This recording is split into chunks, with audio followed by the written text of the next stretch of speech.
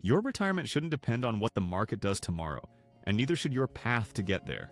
You're listening to 10 Minutes Wealthier from the team at Branning Wealth Management.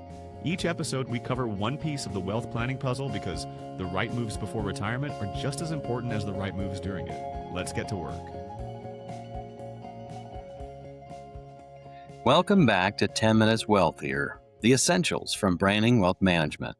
I'm founder Jason Branning. Today's topic is one of the most common questions we get from clients that are approaching retirement and one of the most misunderstood decisions in personal finance. It's when you should claim Social Security. There are a lot of rules of thumb out there, and most, are reasonable starting points. However, a lot of them may be just plain wrong in your situation. For most people, Social Security turns out to be one of the larger financial assets they have. It just gets overlooked because it's not on your balance sheet. We believe it deserves a real decision and not a guess. Just a quick note, if you have a pension, a lot of what we're going to cover today about Social Security will apply in that situation. Coordinating your fixed income sources, thinking about survivor benefits, and then sequencing it with other income, it's all going to carry over.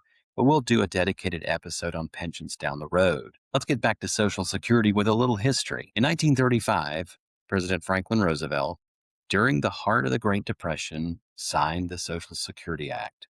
Millions of older Americans had lost their savings, and there was no federal safety net. The program was built so that workers could contribute through payroll taxes along their working career, and then at retirement receive a monthly benefit. Well, the original retirement date or age was 65. Then in 1983, that retirement date began to rise. Now it's 67 because most Americans are living substantially longer. But the core mission of Social Security has never changed: retirement income for life. So your benefit is based on your highest 35 earning years. The Social Security Administration will adjust earnings for inflation and calculate your primary insurance amount, or your PIA. That's the monthly benefit you will receive at your full retirement age, which is 67 for anyone born in 1960 or later. Your PIA drives the amount you will receive at full retirement, but also is reflected in the values at 62, 63, or even if you waited to 70. For example, if you claim at 62, your benefit, which is your PIA, is permanently reduced by as much as 30%. If you delay past full retirement age, your PIA actually would have grown by 8% per year all the way to age 70. Well, that's a guaranteed 8% increase that you won't find anywhere in the financial world without significant risk attached. So the range from 62 to 70 is roughly 67% higher monthly benefit. Well, that spread is why this decision matters so much. One more thing, that's cost of living adjustments. Recent years, we have seen much higher inflation. Therefore, there have been notably higher COLAs to Social Security income. In fact, they've been some of the largest we've seen in decades. That's been a fantastic and real benefit for those who are already collecting. Obviously, we don't know what the future holds, so we would caution against assuming that the COLAs will continue exactly as they are. Future COLAs will depend on inflation and Washington. One more reason not to build a plan solely on one piece without understanding how that piece, Social Security, interacts with the other pieces of your overall plan, like your IRAs or 401ks, etc. Well, let's talk about break-even analysis. Many people have heard about a break-even analysis calculation when it comes to Social Security. The narrative goes like this: you claim early, you get a smaller check, but you will get more of them. If you claim late, you'll have larger checks, but you'll receive fewer of them. The fact is, if you live to life expectancy, any claiming age from 62 to 70 will achieve approximately the same benefit. Somewhere around age 80 or 81, there's a benefit crossover. Common wisdom says if you live past 80 or you think that you will, then you probably should delay your Social Security claiming. However, if you don't think you're going to make it to age 70, you might want to go ahead and take it a little earlier. In our opinion, the framing is somewhat incomplete. First, it treats Social Security in isolation, but the claiming decision is directly connected to your overall tax strategy. Any Roth IRA conversion plans that you have, your Medicare premiums, and your withdrawal sequencing. Secondly, it ignores longevity risk. This is the biggest financial risk in retirement. It's not dying too early, it's living too long and running into the risks that you outlast your money. This is where a higher monthly benefit at age 70 can be seen as longevity insurance. The longer you live, the more valuable it becomes. Third, for married couples, the higher earner's benefit will become the survivor benefit. Maximizing it is not just about your lifetime income, but it's also about protecting the surviving spouse, often for many years. So the break-even calculation is a starting point. It just should not be the strategy. A real Social Security strategy looks at the whole picture. So now let's talk about some of the factors that we think should actually drive the decision. If break-even analysis isn't the right lens, what is? Well, here are the factors that we actually work through with clients. Health and family longevity, to begin with. If you have significant health concerns or a family history suggesting a shorter lifespan, claiming earlier may make sense.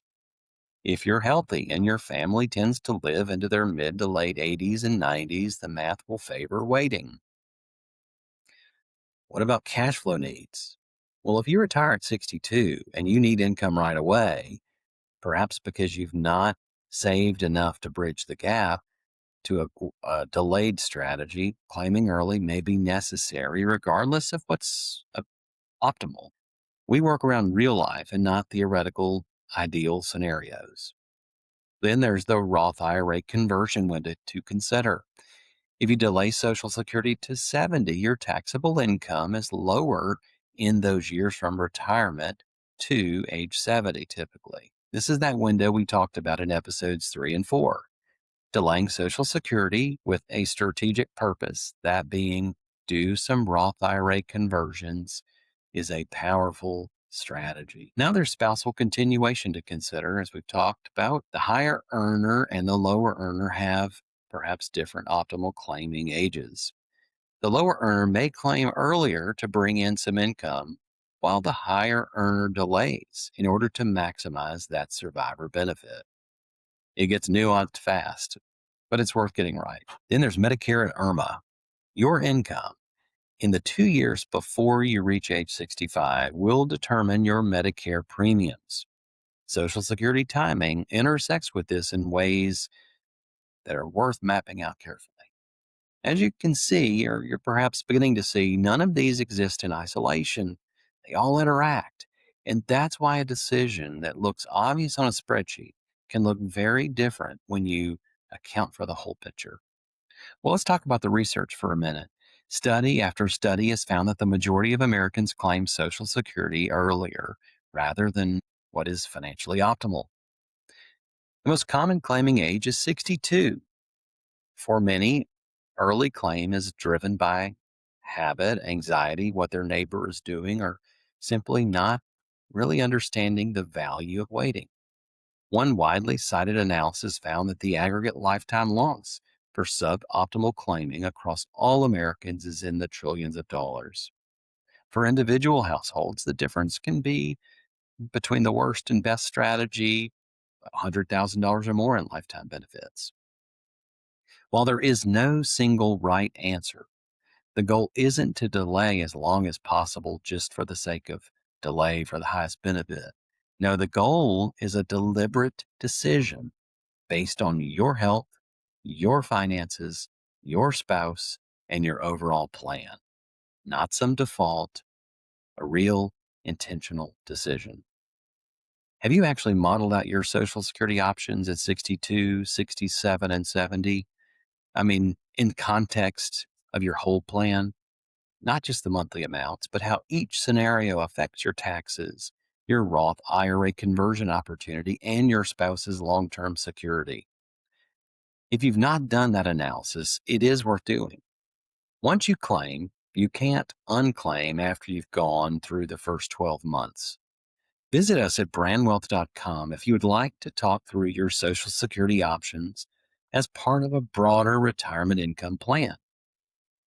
Next episode, we're going to talk about portfolio construction, but not the way most financial advisors do. We're going to talk about what your growth portfolio is actually supposed to do during the retirement income plan years and why it changes how you build it. Until then, we encourage you to make deliberate decisions. Talk to you soon. The information shared in this podcast is for educational purposes only and does not constitute investment, tax, or legal advice. Opinions expressed are those of the speaker and may not reflect the views of Branning Wealth Management or its associates. Investing involves risk, including the potential loss of principal. This podcast is not a solicitation to invest. Branning Wealth Management provides investment advisory services under Asset Dedication, LLC, an SEC registered investment advisor. For additional information, including our ADV Part 2A and Part 3 disclosures, visit brandwealth.com.